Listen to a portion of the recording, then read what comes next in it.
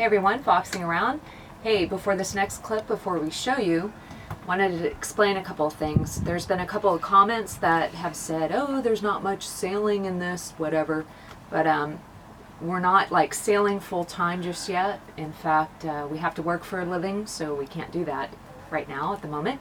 But Billy has a really cool job, and I've talked about that before. He is a surveyor, and we survey all kinds of really cool boats, and every now and then something comes up that's extraordinary special, and that's what this next video is about. And when Billy got the call for this survey, they kind of downplayed it. They just said it was like a fast power boat, and we didn't really understand what the history of it was. But then when we got there, we were like, whoa, do you remember that, Billy? Mm-hmm. We were like, this is like, this. It was a really cool boat. Yeah, it's a once-in-a-lifetime deal. And even the guy that restored this boat, let's give you a little hint how old this boat is, has a lot of history. And they did just a brilliant Bristol job on it. Right. So what we're about to show you is the Gentry.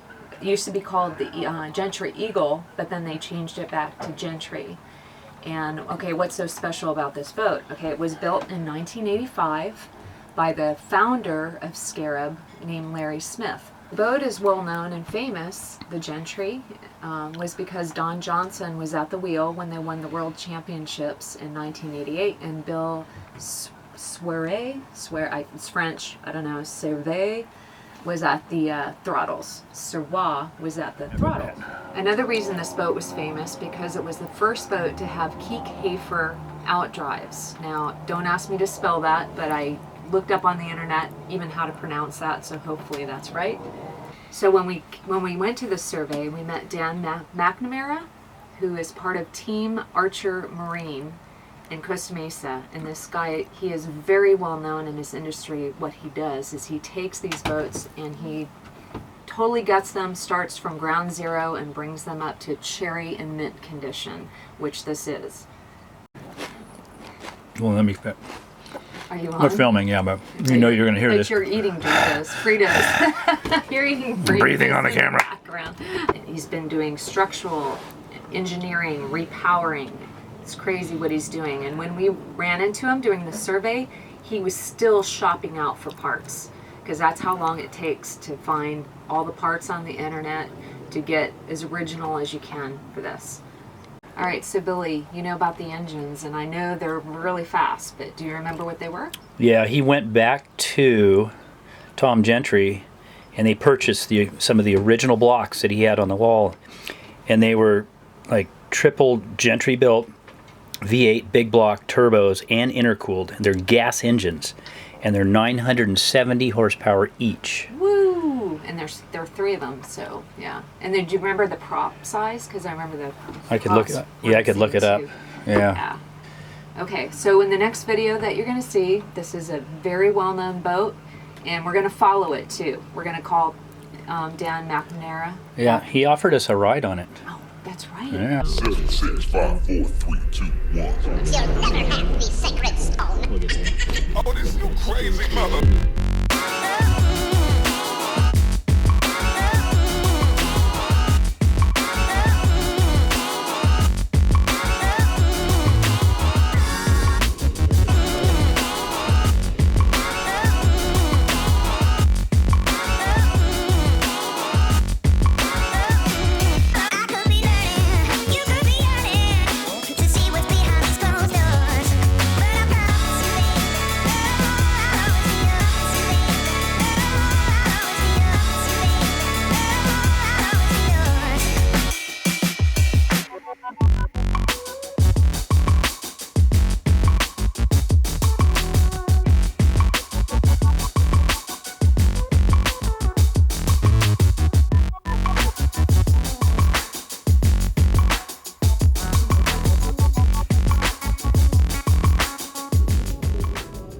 Billy and I are here in Newport. We're in Costa Mesa, and he gets to survey an actual Scarab boat, the original Larry Smith Scarab, not Wellcraft.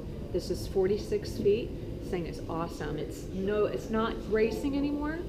It's these are what you would call rich toys for rich boys. So This is awesome. They've been putting a ton of work into this, and the reason why we're here today is one of the things marine surveyors does is if the insurance companies will call and send us out to find out why they want to up their insurance, because so much money was dumped into this recently that the insurance is wondering why. So you can clearly see all the work that they've done, and I'm going to take you up and show you everything that they've been working on. Let's go up on the deck here. And the same owner that owns this Scarab also learned how to go fast on this Scarab. This is actually a fairly light boat. It is about 13,000 pounds. And the thing about the Scarabs, they don't even make these kind of boats anymore. This was originally made out of Kevlar and honeycomb bulkheads.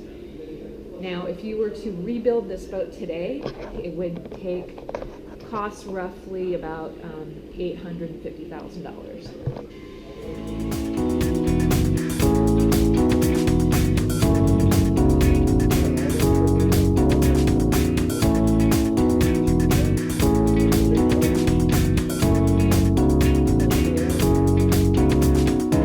Is it nudie? It's a new I can white it out. parachute. She was the secretary here at KMO. Oh my gosh. Oh, Picture's been on the really? wall since I've been here. We just leave it. It's funny as hell. She was an exhibitionist, I guess. Her boobs flying. Oh, yeah. Yeah. Oh, yeah. Very nice. She was well done. Bravo. That's all right. I'll white it out. It's a bravo moment.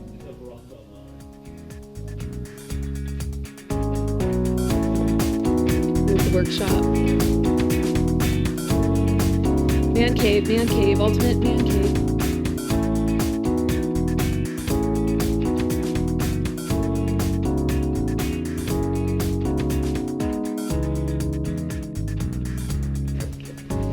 There's like some hatch doors right here. You're gonna see Billy and Dan McNamara on the inside.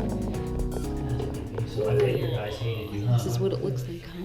Did they put boards in here and Oh, say, yeah, we had sit decks there? and stuff, and I actually had a board made for in here that just added, so when I did all this, You could lay.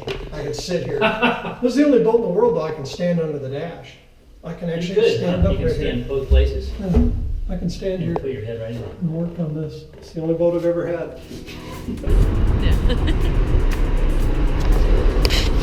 Fun little hotel room, which is a surfing theme, as you can see, with the wall behind it. Pretty cool room. It was really accommodating, very affordable, and close to where we have to work, so it worked out great. And this is called the Boulevard Hotel, by the way. Come in, dude. Watch out. I'm riding deep. Snake. Live cheap. Snake. That's surfing 101.